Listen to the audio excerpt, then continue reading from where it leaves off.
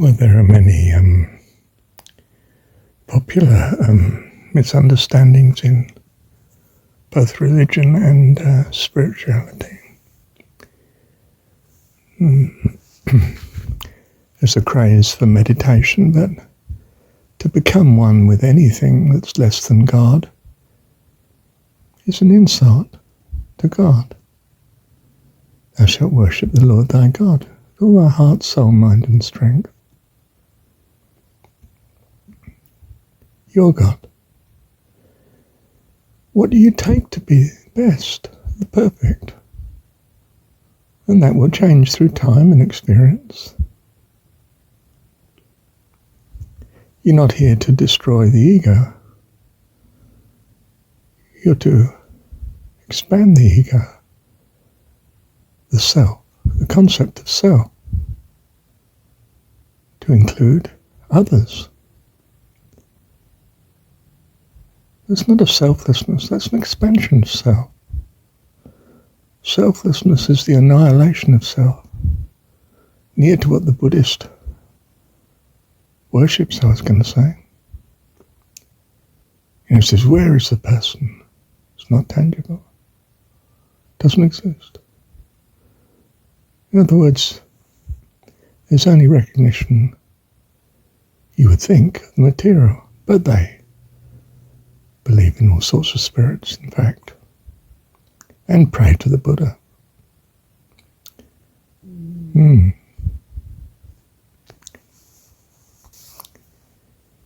You're not here to become one with the object of your meditation, unless that meditation is God. And you can't be devoted to such unless it is your God, your values personified. And perhaps you haven't worked very hard to think through what those are. But you know when you're making a decision what you value and what you don't. You also know, of course, what's put on you by authoritative imposition, and be it state or religion or family or culture.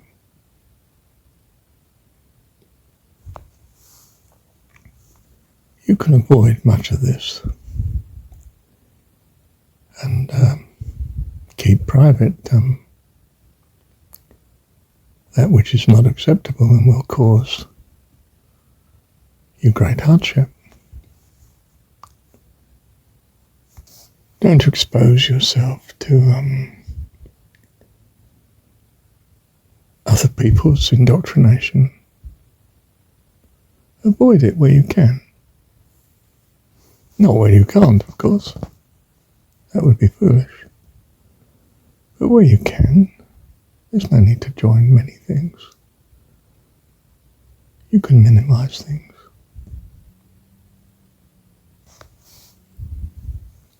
Just as you can avoid difficult people.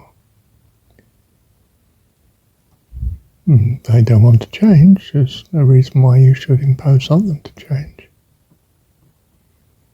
You trust God has it in hand. You have to. The world presents you with far too many problems to be solving them all. Can you avoid personifying? Can do, but it's a very hard way then. But we naturally relate to persons, not things or powers or forces or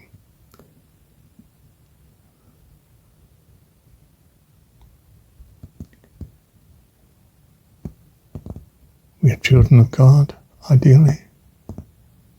That's the simplest view, that we are children of our God and that He loves us.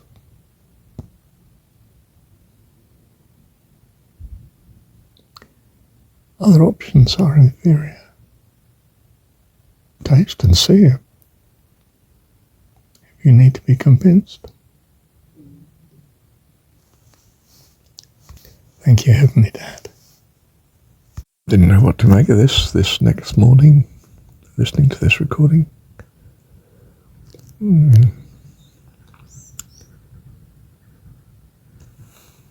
Do think, dear one, that just observe what happens to people and what they think. They very often tell you what they think, so that's fairly clear. You may be less open, except where you feel led.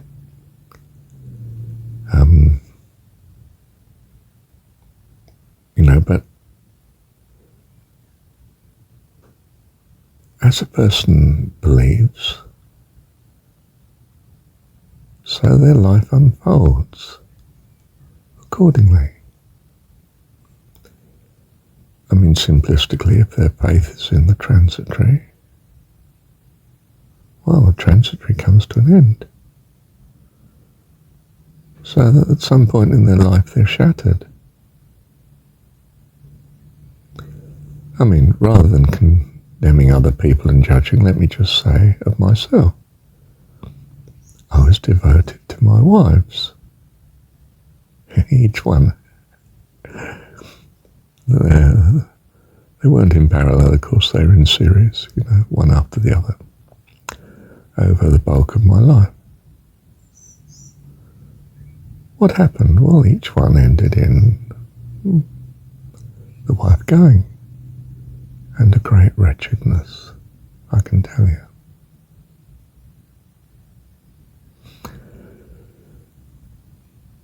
In other words, I'd put my all into the transitory. If they hadn't left, I might have died, or I might have died, in which case I wouldn't know the outcome. But, this way round I do.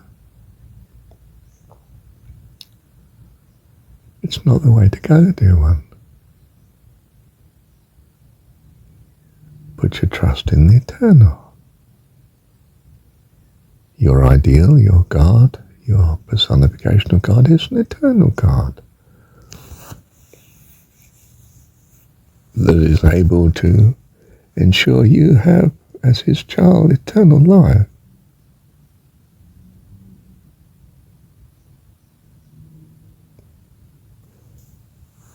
Do you see, what you think is very important. You now live and trust accordingly.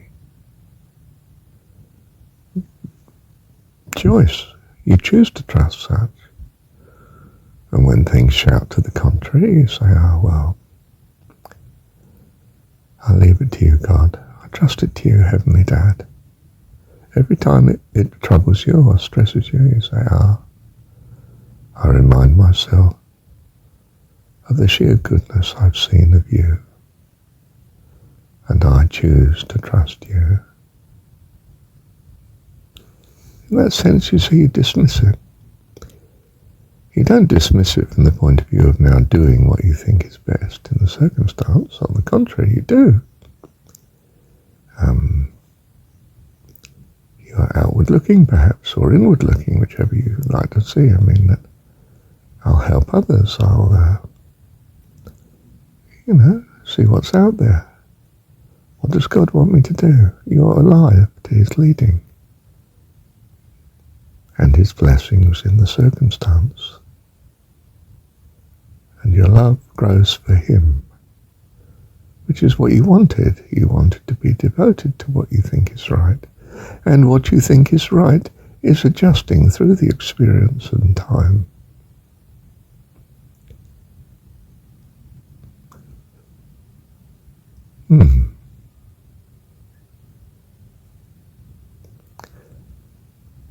Thank you, Heavenly Dad. Perhaps I should add another note, and that is, the foundation is belief. It's not knowing. It's not certainty. But what you choose to believe affects your life.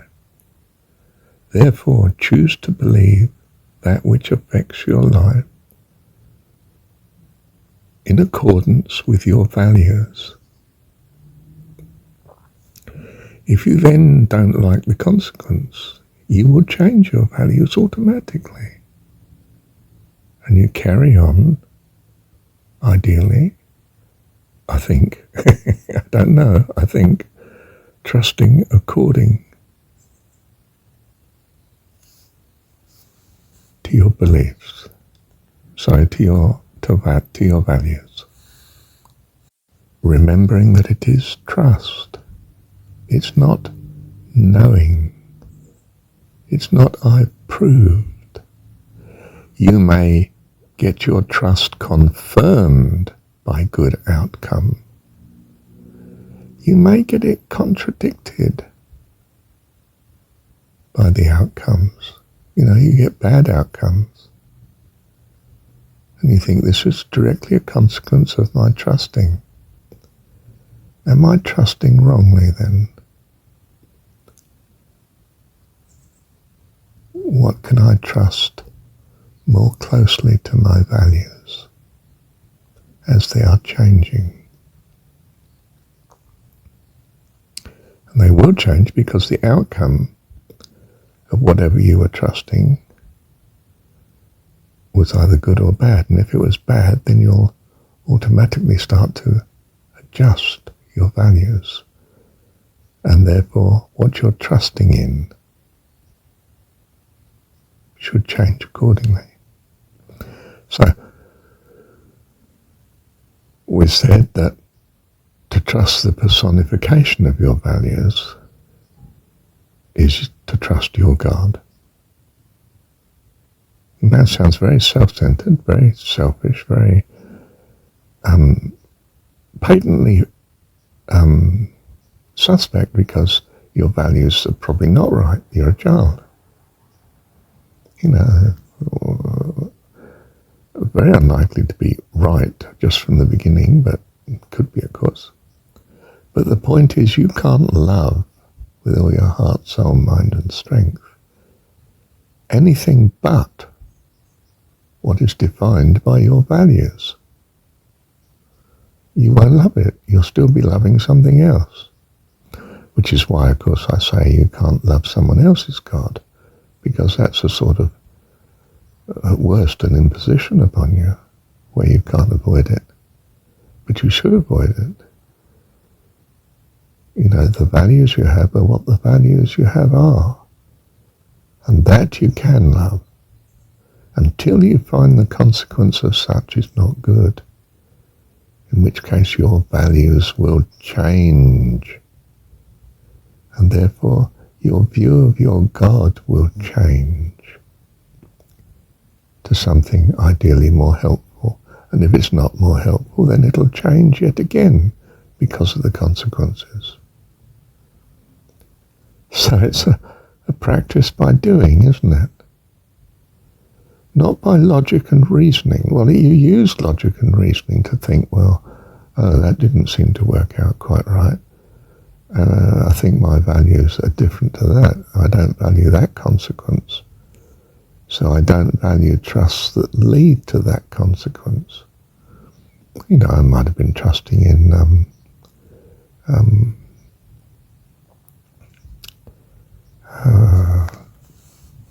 but I don't know, the news that I'm watching is true and valid and in my interest, and then you start to realise, certain bits of the news are not, they're manipulative. So your values are changing. You no longer put your trust entirely in the news. You're a bit more cautious, you're more discerning. And you, if you like, that is part of what your God is now. It's a more discerning person when it comes to listening to the news or even avoiding the news. You choose a more reliable news channel as you see it. Or perhaps you suspect all of them, so you take all news with a pinch of salt. Your values are changing what you value. And you live accordingly. To live accordingly is to worship. I know what you worship by the way you live. Unless, of course, something's being forced upon you. And if it is being forced upon you, don't I'll try to avoid such. But if it's unavoidable, don't continue to kick against it, because there may be reprisals, and you don't value that because you value life and the opportunity that life may bring, and you're trusting God to change things, so you're patient. You put up with some impositions.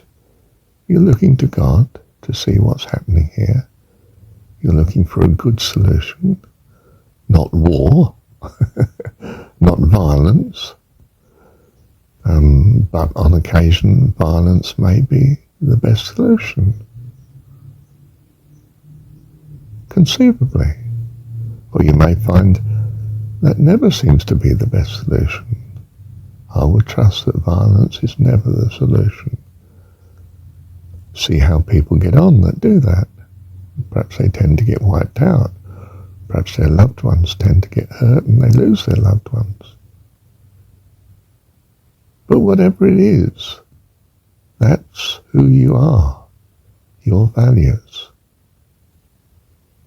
And of course you're seeking values. Well, are you seeking values? No, you're seeking a life that's in accordance with your values.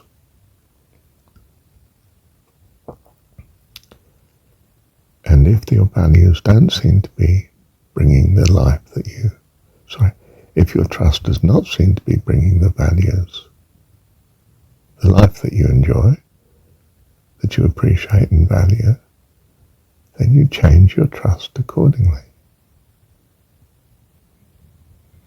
Not sure as I've said this at all clearly. I must listen to this bit again.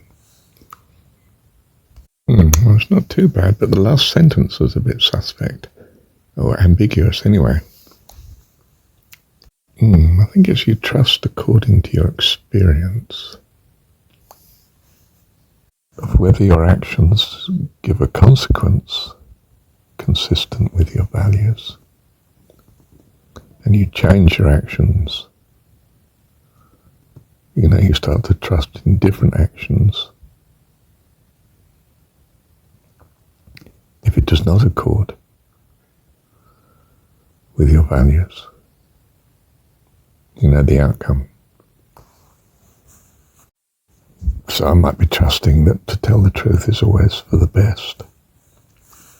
Then I start to see consequences of doing this, either in myself, my own actions, or other people's, where the outcome is something quite contrary to my values. Some individuals get really hurt by such. Well, I change my behaviour. And hopefully my values are better met. So it's not that I'm not using logic and reason, I most certainly am. But I should pursue trusting in what my values are, recognizing that my values will change with my experience.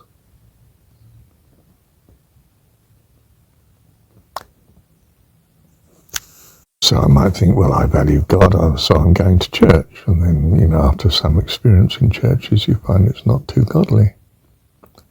So you change your actions. You stop going to church. Then you might find, well, are things getting better spiritually or not? If you like, how is Sunday morning best spent according to my values?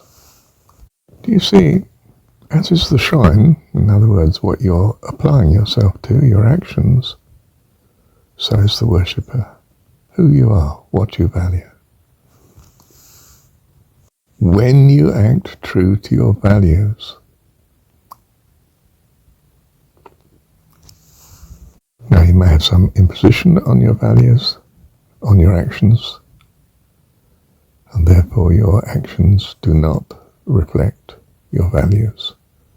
Well, in some sense then that's holding you up spiritually, and you'll look for ways of avoiding such a dilemma.